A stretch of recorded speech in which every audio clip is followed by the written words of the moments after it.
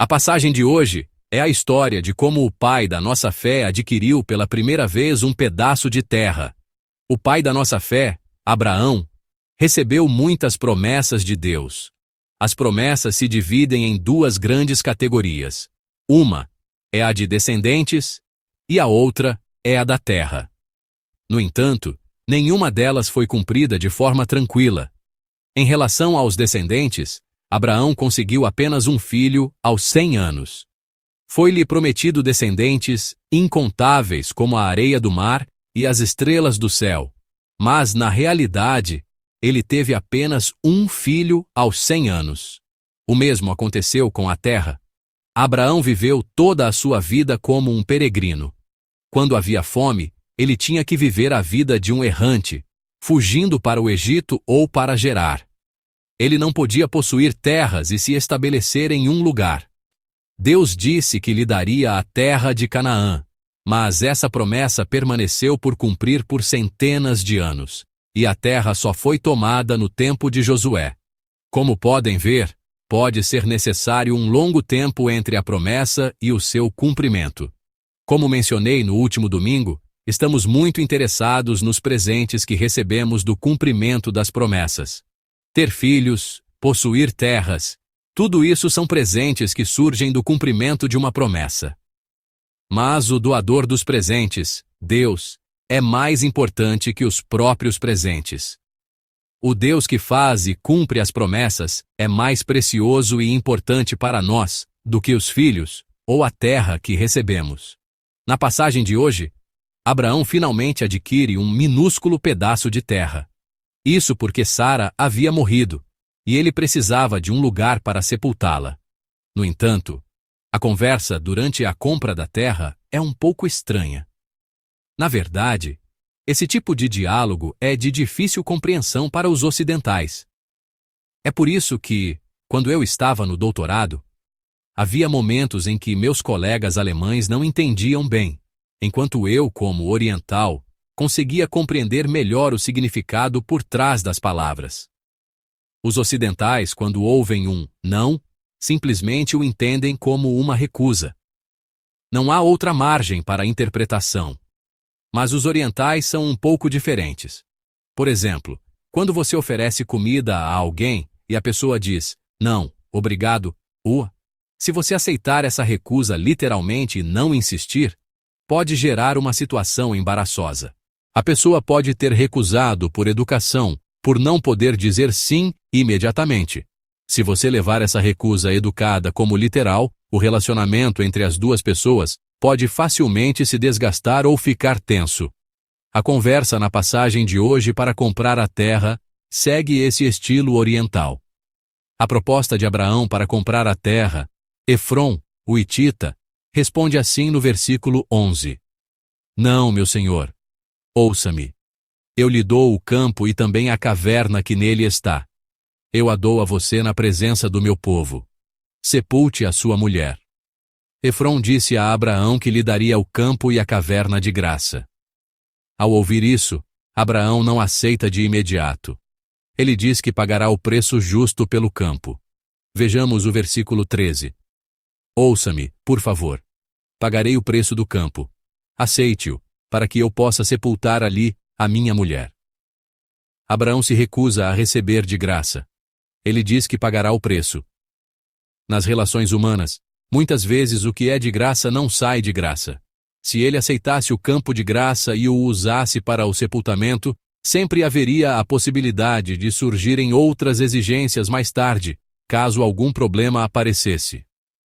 Abraão tenta não deixar a menor brecha para que algo seja usado contra ele no futuro. Em suma, ele não quer viver em dívida com ninguém.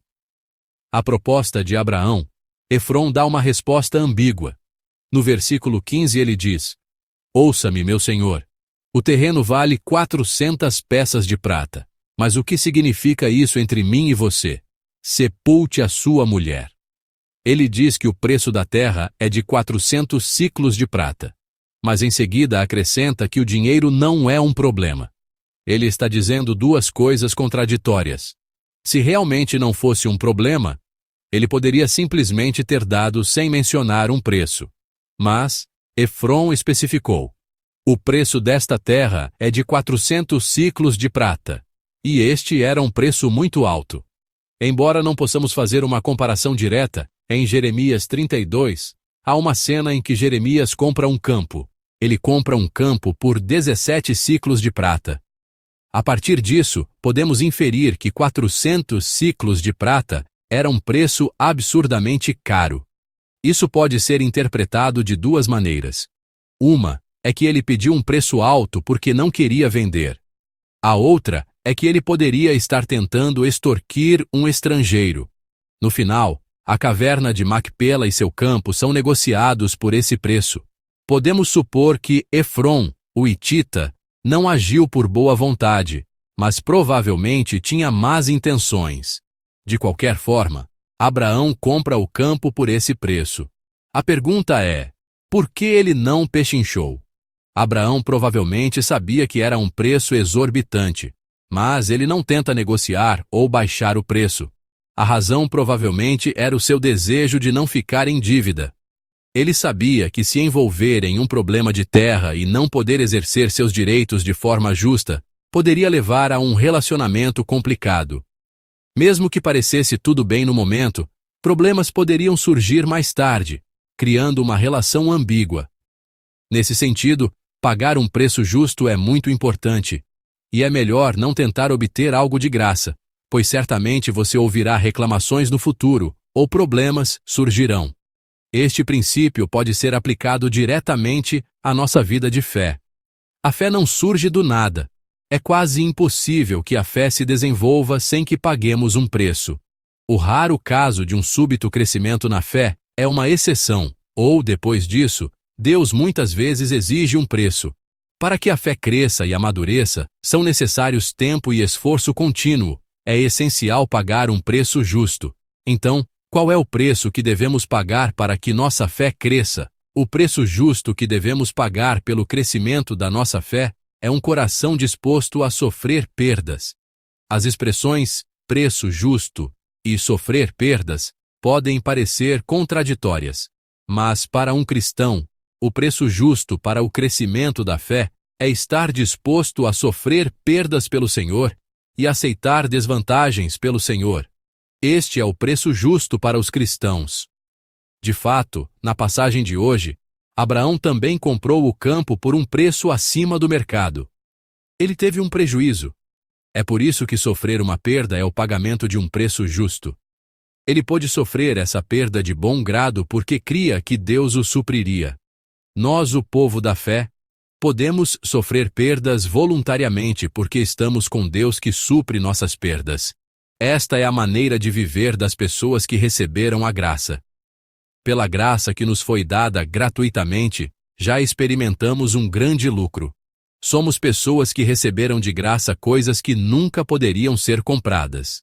É por isso que as pessoas de fé podem sofrer perdas e aceitar desvantagens de bom grado. Porque já experimentamos uma grande graça, uma graça indescritível, uma graça de valor imensurável.